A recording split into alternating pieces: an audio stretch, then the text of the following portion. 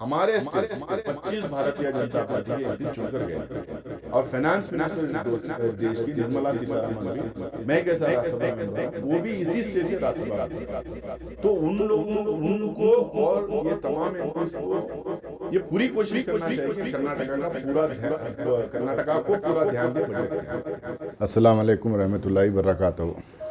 आप तमाम लोगों को आज की इस प्रेस कॉन्फ्रेंस में तहे दिल से इस्तकबाल करता हूँ।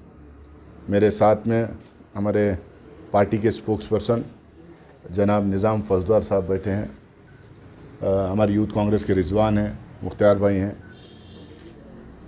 आज आप तमाम लोगों को ज़हमत देने का मकसद ये है, कल से हिंदुस्तान के पार्लियामेंट का बजट सेशन स्टार्ट होने वाला है।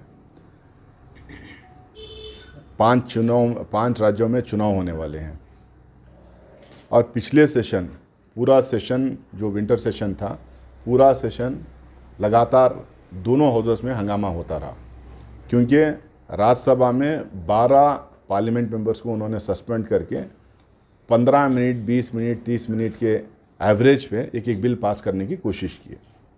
और वो लोग 12 एमपीज़ को इसलिए सस्पेंड किए थे कि उसके पहले के सेशन में ये 12 एमपीज़ और बहुत सारे अपोजिशन पार्टीज़ के एमपीज़ काफ़ी हंगामा खड़ा किए थे किसान के मुद्दों पे।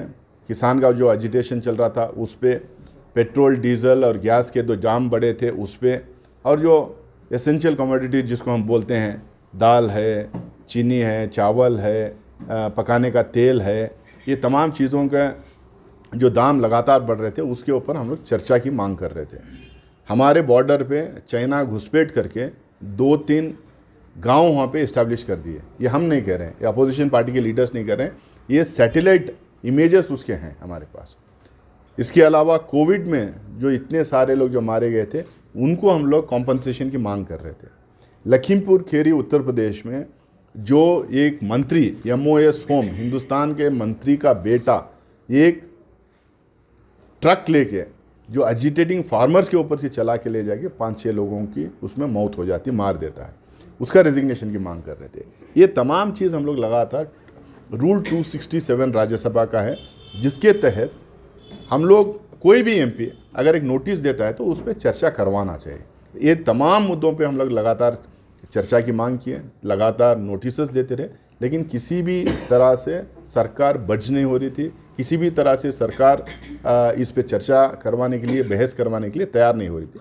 इसीलिए हंगामा, उसके बाद ये सस्पेंशन किए, उसके बाद पिछला सेशन में लगातार वॉशआउट हो गया।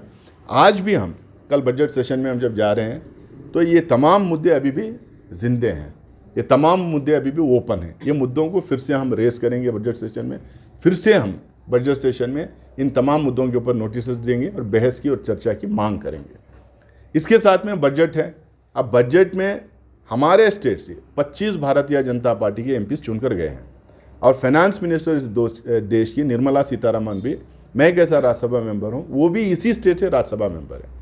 तो उनको और ये तमाम एमपीज़ को ये पूरी कोशिश करना चाहिए कि कर्नाटका को पूरा ध्यान दे बजट के अंदर, ज़्यादा से ज़्यादा हमें अकोमोडेशन करे, उसमें ज़्यादा से ज़्यादा प्रोजेक्ट्स हमें दें।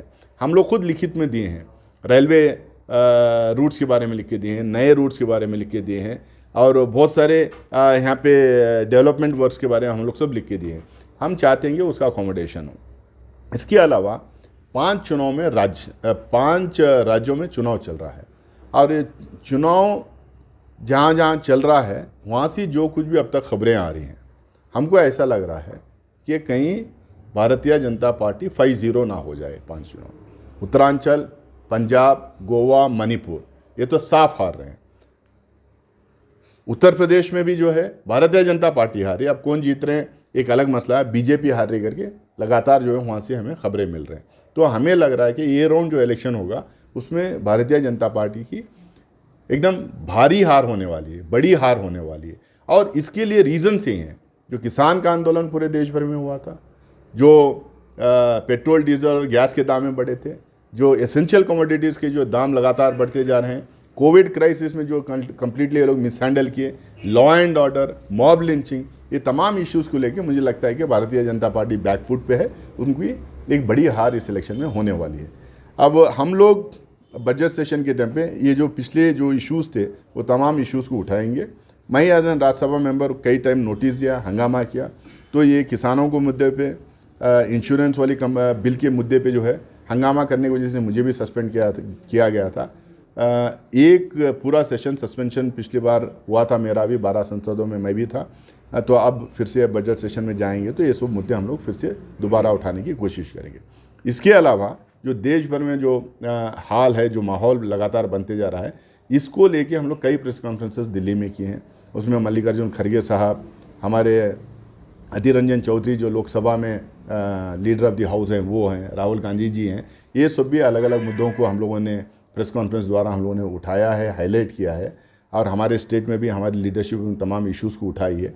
मुझे उम्मीद है कि जो है कल के बाद जब बजट सेशन स्टार्ट होगा तो ये इश्यूज़ फिर हमारी लीडरशिप बड़े लेवल पे वहाँ पे भी उठाएगी। और यहाँ पे कर्नाटका में हम लोग पानी की इशू के लेके बेंगलोर और अगल बगल के डिस्ट्रिक्ट्स को पानी दिलवाने की और पावर दिलवाने के लिए हम लोगों ने बड़ा पदयात्रा स्टार्ट किया था, लेकिन मिडवे हम लोगों को रोकना पड़ा क्योंकि कोविड केसेस बहुत ज़्यादा हुए थे। और जो भी यहाँ पे इश्यूज़ हुए हैं उन इश्यूज़ पे कांग्रेस पार्टी पूरी तरह से अपोजिशन सरकार का कर रही है। और मुझे लगता है कि एमएलसी इलेक्शन में जिस तरह से यहाँ पे नतीजे आए हैं और अर्बन लोकल बॉडी के इलेक्शन में जिस तरह से नतीजे आए हैं, दोनों इलेक्शन में 6% की बढ़त कांग्रेस पार्टी को रही है। बाई इलेक्शंस में हम लोगों ने जीता है और वो एक सीट जो बाई इलेक्शन में हम जीते हैं वो चीफ मिनिस्टर की अपनी कॉन्स्टिट्यूंसी से लगी हुई सीट है। तो मुझे लग रहा है कि कांग्रेस पार्टी के लिए आने वाले दिनों में बड़ा अच्छा माहौल यहाँ पे बनते जा रहा है। लीडरशिप पूरी तरह से फ्रंट पे आके फाइट कर रही है, केडर बिल्डअप करने की हम लोग कोशिश कर रहे हैं। ये इसी तरह से चलता रहा तो 2023 में जो चुनाव होगा इंशाअल्लाह पूरी तरह से कांग्रेस अपने बलबूते पे यहाँ पे सरकार बनाएगी।